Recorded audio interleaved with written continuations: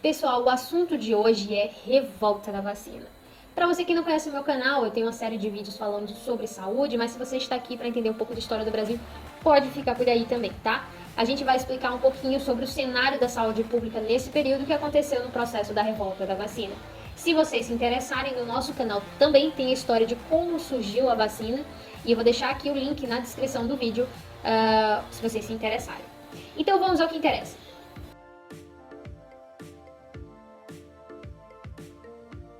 Gente, no ano de 1904, a capital do Brasil era o Rio de Janeiro. Sim, nem sempre foi Brasília, tá? A gente teve a primeira capital, que foi Salvador, segunda Rio de Janeiro, e agora atualmente, né, desde o período, na verdade, do governo JK, nós temos a capital em Brasília, no Distrito Federal.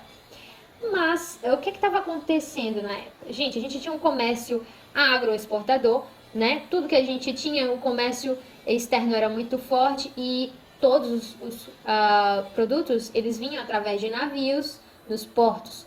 Mas nesse período estávamos passando por um processo de doenças muito fortes, doenças pestilentas que estavam assolando e dizimando pessoas.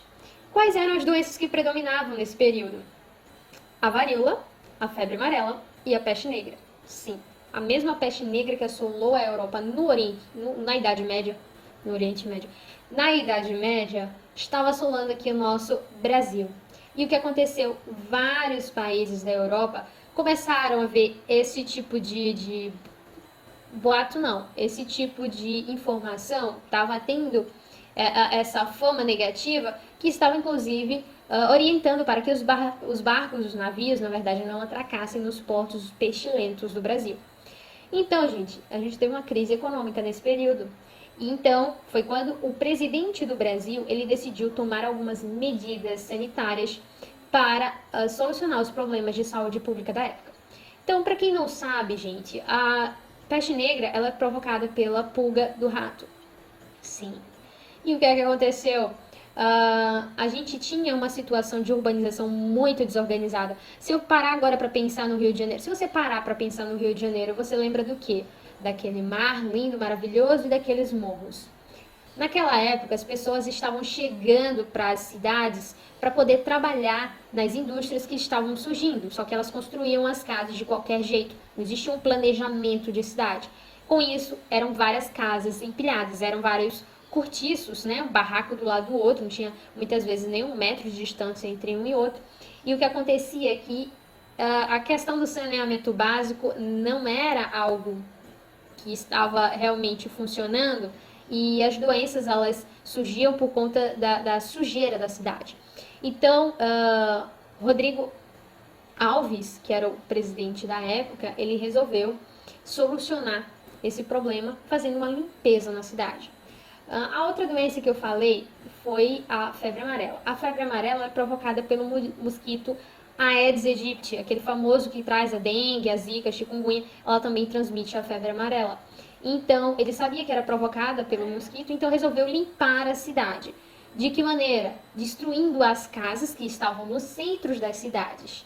Então, ele fez isso juntamente com o prefeito do Rio de Janeiro, e esse prefeito do Rio de Janeiro, que também era engenheiro, ele tinha uma estratégia de alargar as ruas para poder também fazer uma higienização. Então, nesse período, a gente teve uma série de medidas. Destruição de casas, né? Cerca de 2.000 casas foram destruídas, então você imagina o cenário caótico, era força de polícia mesmo, e as pessoas chegavam em casa muitas vezes e não encontravam suas casas, simplesmente tinha lá uma nota oficial dizendo que a casa da pessoa foi demolida para a limpeza da cidade.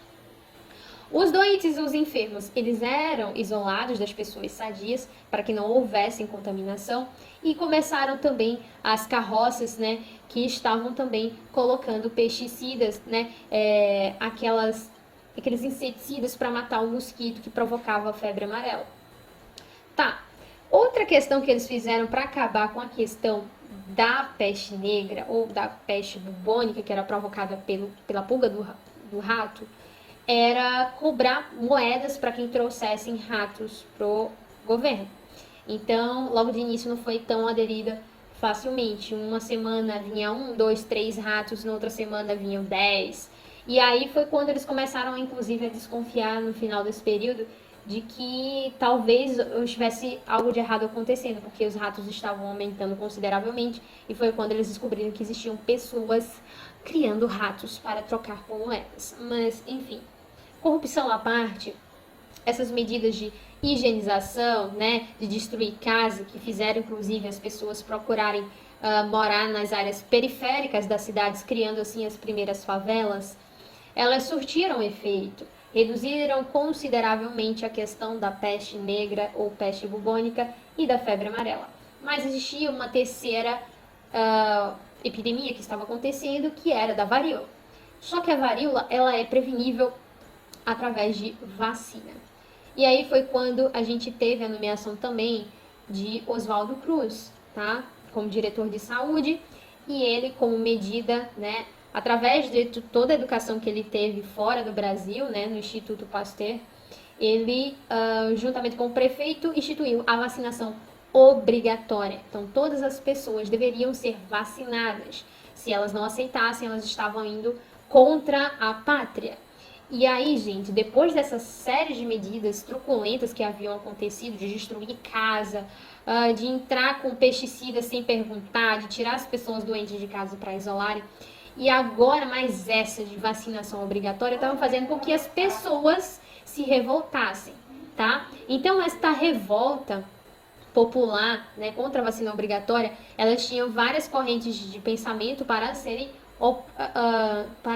oposição a essa medida, já que eles acreditavam que essa vacinação ela queria exterminar com os pobres, outros não aceitavam por questão de machismo, porque as mulheres tinham que mostrar o ombro, e antigamente as mulheres elas tinham roupas, né, vestidos que iam as mangas até o punho, então era algo indecoroso muitas vezes para as mulheres mostrarem os ombros. E fora, né, que era uma coisa de querer obrigar, e essa ideia de obrigar não foi muito aceita na época. Então, houveram confrontos entre a população e a polícia. Então, muita gente morreu, outras foram presas e outras foram exiladas num novo estado, que era o Acre. Então, gente, o que é que aconteceu? Nesse período de vacinação obrigatória, a polícia chegava na porta do cidadão e pedia autorização para entrar, porém, se eles não autorizassem, eles iam entrar do mesmo jeito e faziam essa vacinação. Mas depois de tantos problemas sociais e tantas revoltas, inclusive alguns intelectuais se opuseram a essa movimentação de vacina obrigatória, Oswaldo Cruz, juntamente com o prefeito e o presidente, tiraram a questão de ser obrigatória a vacinação e colocou como algo facultativo, mas ao mesmo tempo criou alguns critérios, né, para poder solicitar documentos importantes como a certidão de casamento, como autorização para viagens, e um desses critérios seria a comprovação de vacinação, fazendo com que as pessoas não deixassem de se vacinar, tá? Mas também não deixava como obrigatório, mas enfim.